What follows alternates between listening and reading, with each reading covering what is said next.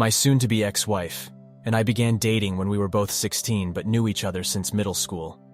I would say that our relationship back then was strong.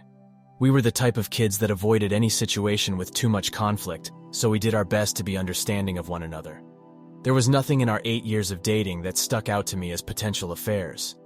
We never had breaks, and we went to the same university. If she cheated during that time period, the only way I would know would be a confession. I'm not going to wait for one. We went on to work in the same company after graduation, but in separate fields. I knew what her schedule was, and she knew mine. We would even meet whenever we had spare time for lunch. We then got married in June 2008, and shortly after, my mother passed away. It was in a car accident.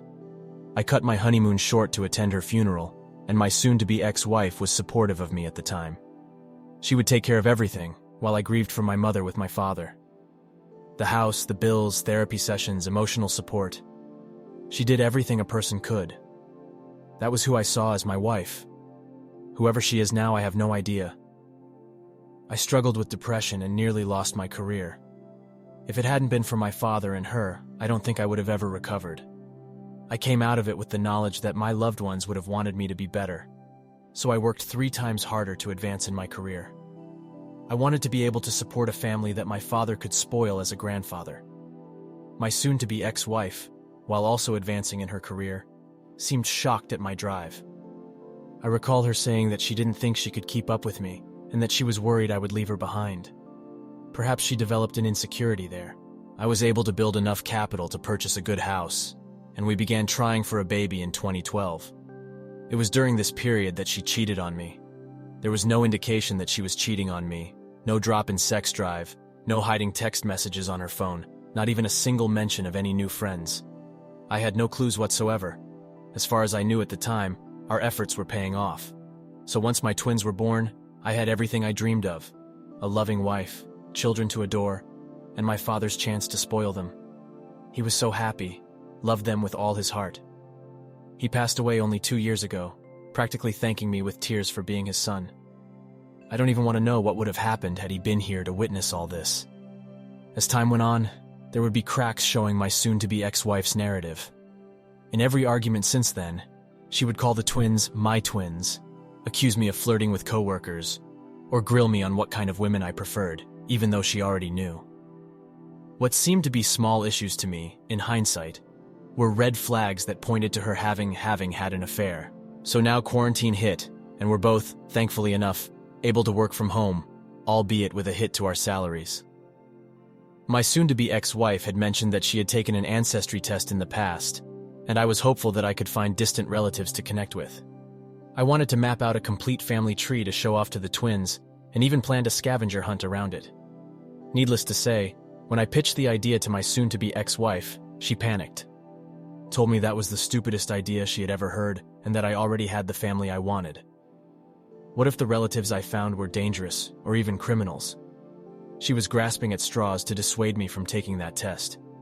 I could feel this drop in my gut that wouldn't go away. Why would she be so against my finding family members? Especially now that I have none left breathing.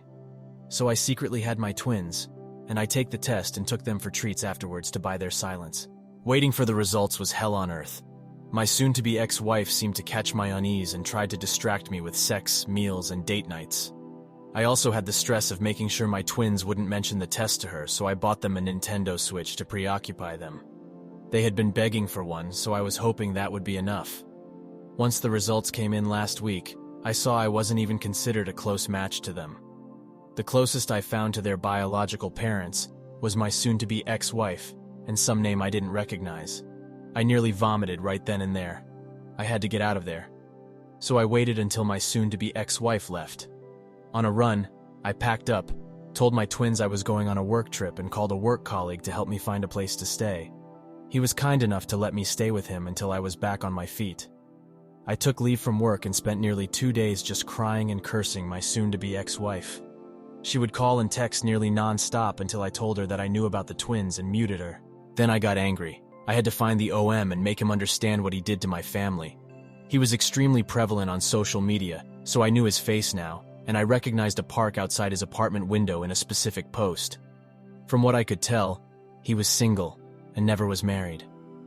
I then waited in that park the next day, and was lucky enough to catch him while he was on a jog. He looked so much like me, just with a longer face and thinner hair. I called his name and asked him if he knew my soon-to-be ex-wife. He seemed confused at first. When I showed him a picture, he actually recognized her and told me he had met her during a work conference 8 years ago. I asked him if he slept with her then, and he actually told me right then and there that they did. He seemed to understand where this was headed and asked me who I was. Not going to lie, there were numerous instances where I wanted to punch his lights out, but I had to keep my cool. I couldn't afford to get any spots on my record, and an assault charge would have put me out of a job. We sat down on a park bench and swapped stories. When he found out that the twins were likely his, he was shell-shocked.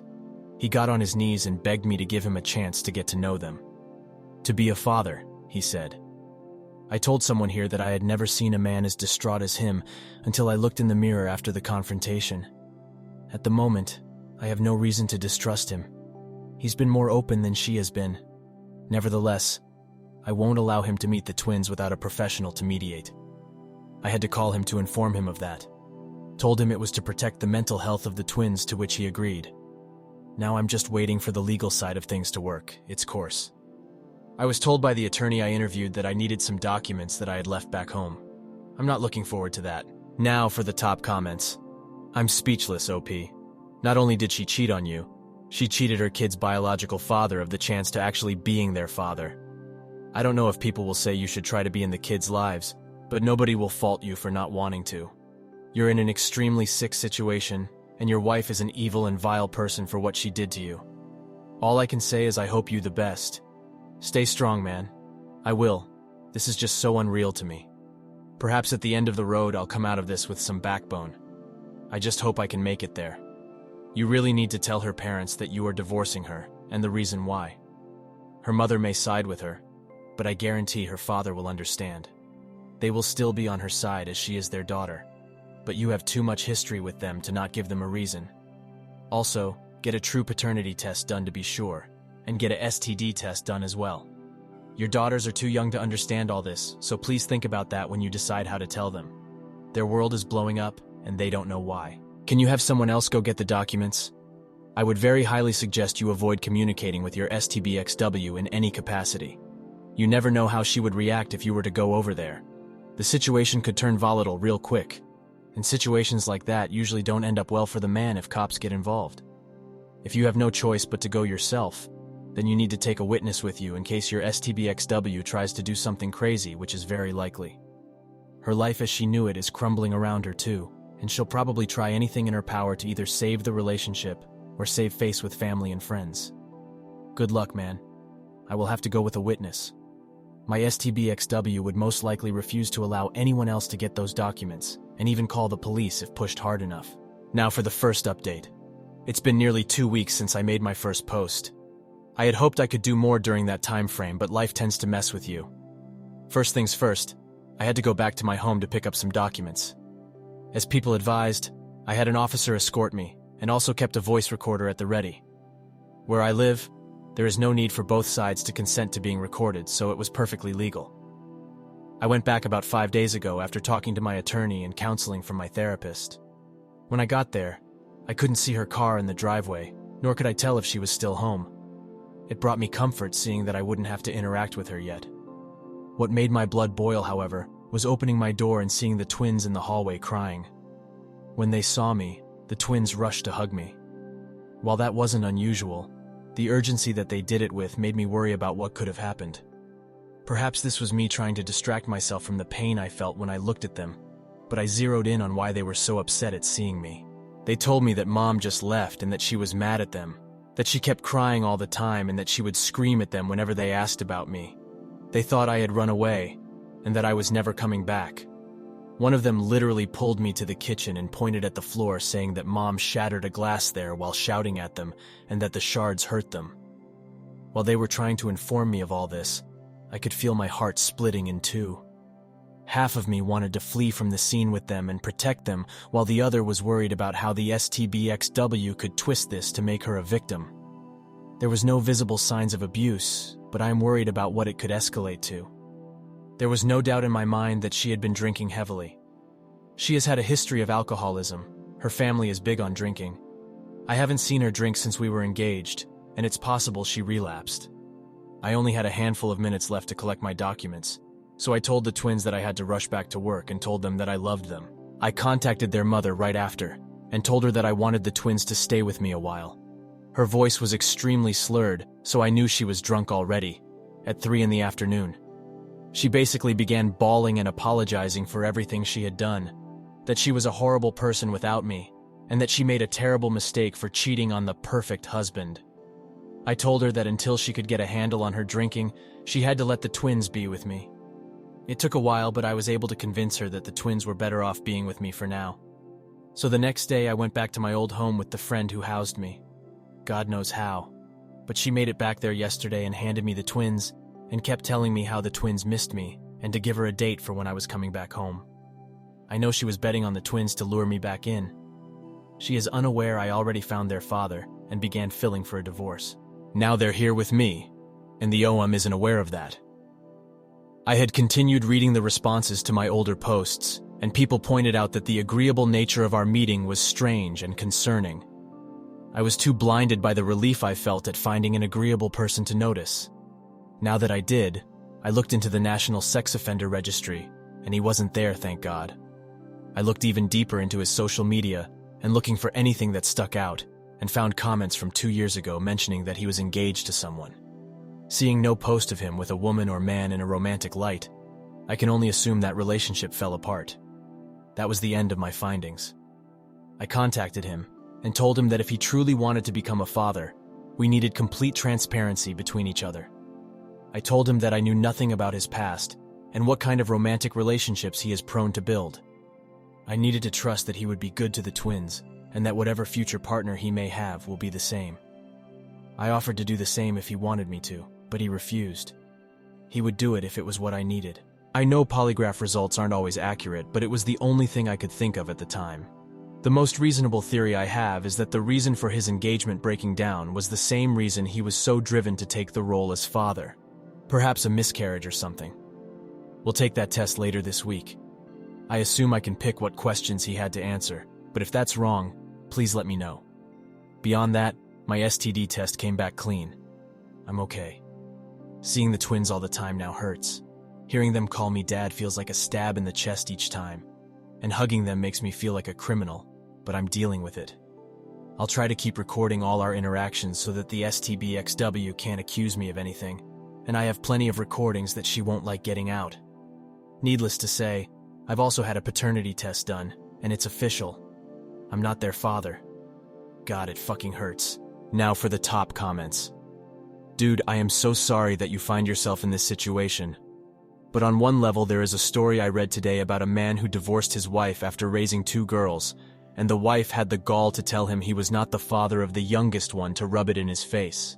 While this is tragic and so hurtful, one day you will be able to find a relationship in which you can truly own. Your soon-to-be ex is a train wreck, but she must now live with her deceit.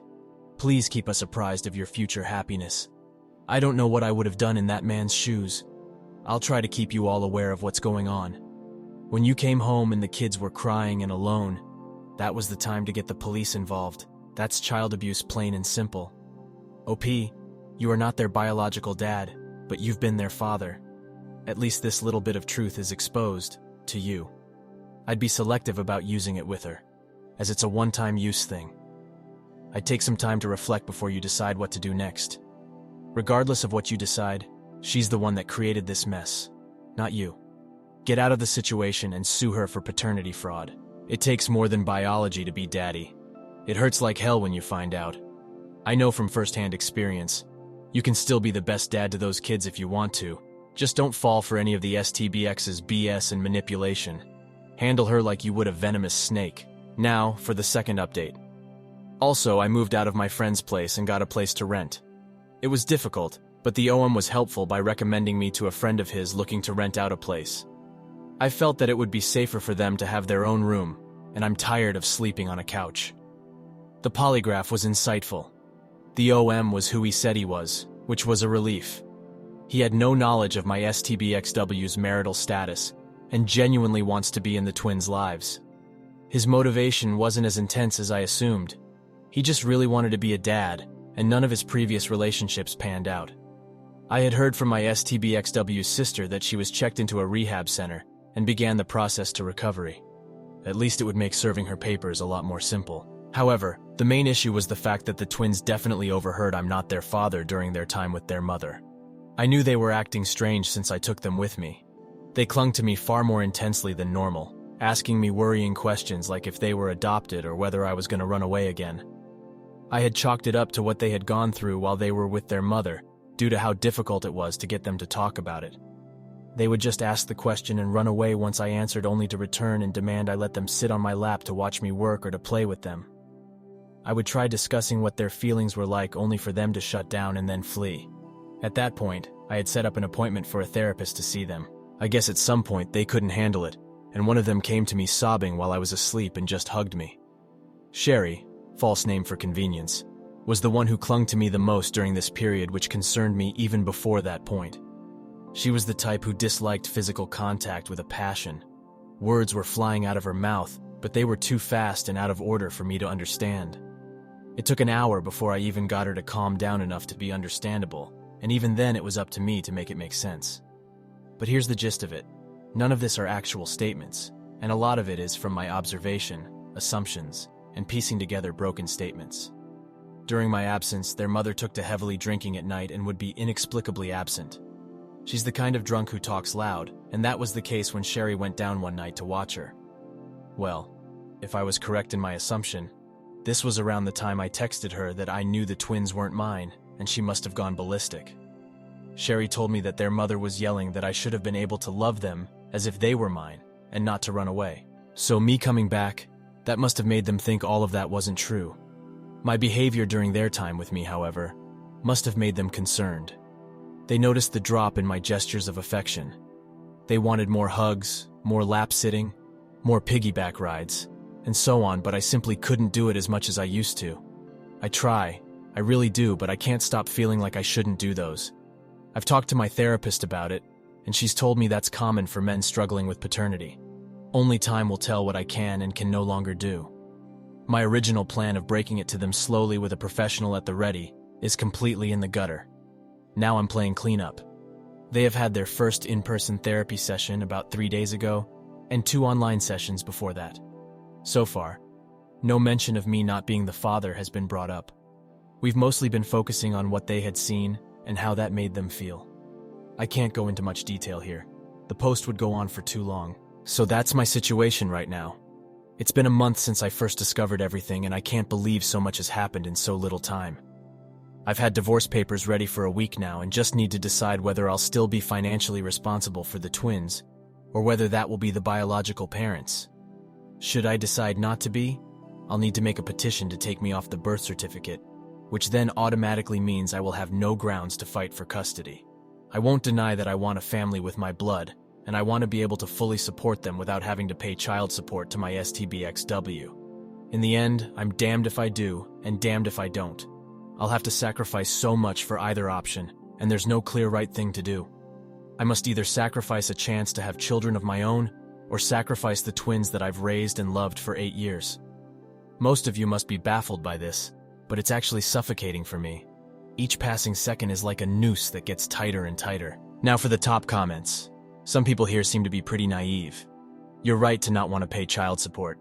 Trust me, most women are not looking to get hitched and start a family with a man who is paying child support for 2 kids, let alone kids that aren't his. Oh, by the way, paying alimony to an ex-wife who defrauded him about the paternity of those kids. Do whatever you need to do to get that woman completely off your back and out of your life. Your desire to have biological children is completely legitimate. Do what you need to do to facilitate that goal becoming reality. OP, there's no way in hell your STBXW will ever co-parent with you. If you believe there is a way for you to get any form of custody here, you're being delusional. You're already vetting the bio dad to be able to step in the role of dad. Once that happens, your STBXW will have to split time with this guy. You think she won't try to make your life a living hell for that, regardless of it being right or wrong? The good thing is how well you're working with the bio dad, as he seems like he takes your concerns seriously. Ally with him, as he will need your support throughout this. Perhaps your lawyer can represent him. This will be very important later. We all get it. For you, Leaving the twins will hurt like hell. But again, think with your brain, not your heart. You are way beyond having a life bearing any resemblance of what you had 6 months ago. No matter what, your daughters have a shaky foundation as it is. Try and legally stay, custody, and the courts could hook you with ridiculous child support and alimony payments that go to your wife. Despite this being her fault, she will resent you for these events and take your money hand over fist while trashing you to the twins. Smart play is to sever all legal and accountable ties as possible. Help Biodad establish his place in the twins' life. That way you move on with your life, yet still being able to know how the twins are doing. When their mother trash talks you to them, you have someone who will correct the story and sing your praises. Good luck, OP. Now for the final update. Before I begin, I want to thank everyone for all the support and advice you've all given me. You've all saved my life in more ways than one. I apologize for not updating until now. I was advised by my therapist to avoid being influenced by too many other perspectives and opinions in order to faithfully discuss my own feelings and opinions with him. And so I did. I informed my therapist about making one final post, and he told me that while he advised against it, he couldn't decide that for me. So this may be my final post, at least until everything is truly said and done. My STBXW had left the rehab center earlier than her caretakers advised, about 8 days after my last post. I had already had divorce papers ready for her to sign and had her served while her sister and she were at my old home. She called me and tried to plead with me not to go through with it, that this would tear the family apart. I couldn't stand it. I wish I could say I was calm and methodical in my response, but that would be a lie. I was vitriolic, resentful. I told her that the family was torn before it began, that she was a disgusting, slimy creature that couldn't even love her own kids right, that she was the lowest life forms I had the displeasure of ever knowing. I said a lot more than that. Those were the nicest things I mentioned. I could feel the shock she felt at all the hateful things I had said. I was lucky that I wasn't at my apartment when she called me. The twins were spared from seeing me lose control like that. Regardless, the STBXW got the message that I was serious about divorce and pulled a 180. Now she had sent me threatening messages, saying she'll take every penny I have. I had been filing every conversation and message I could get before blocking her, informing her that I would only contact her through my attorney. She hadn't mentioned or asked about the twins up to the day I blocked her, January 16th, and I have noted that. The deadline is coming up, and she still hasn't responded in any legal capacity. The twins have been doing much better. They have been recovering from all the shock and upheavals that has been thrown their way since this has all began. It's clear that they haven't really processed that another man is their biological father, and their therapist has discussed with me that a lot more work had to be done before really tackling that issue. The way they learned their true parentage was one that could have serious repercussions if not handled correctly. It is for that reason that I've decided to hold off any meeting between them and the OM. The OM has let me know just how disappointed he was, but that he understood the reason behind it. He has actually began to pay me back for all the money I have spent on the twins' education. So far, he's paid me $6,524. The guy has been really trying to pay me back. I've kept records of his payments and haven't touched the money yet. I would rather put it into some kind of savings account for the twins. And for myself, I have been doing much better mentally. I have continued to sketch and draw whenever I'm alone so that I don't let my mind wander too much. I have also rekindled my childhood love for gaming, bought myself a PS4 2 weeks ago. PS5s are nowhere to be found these days, and have been enjoying it ever since. The twins and I play together when we can, and it's helped ease the pain I felt when interacting with them. But it's clear every single one of us have been traumatized by my STBXW's actions. I have been putting off any decisions about custody, at least until my therapist and I have the utmost confidence in my emotional stability. If there are any questions, I will be happy to answer what I can. Now for the top comments. Dude, I admire you. For your girls, you are the father. Don't forget, you are the father. No other men will do what you did if not. You love them like a father. Thank you. I'm doing my best to do right by the twins and myself. Her treatment of the kids during this and her not asking about them in your last call is disturbing. Seems like she sees it as being their fault. Sad. Yeah, I used to think the world of her. Now I can't recognize the person she's become. I'm so impressed with the way you have handled this most excruciatingly painful event a man could ever experience. After reading the painful details from your now dead marriage, I think that I'm going to finally spend the money and get an at-home paternal test myself. I've been talking myself out of it for months, but fear of the results is not a valid excuse. Thank you for sharing your strength. Godspeed, friend. Don't make the same mistake I did in telling my wife about the test. Regardless of what you discover, I'm here if you need me. Thank you all for taking the time to listen to this story. I hope you all enjoyed it. Like and subscribe to the channel to get notified when a new video drops. I'll see you in the next one. Take care.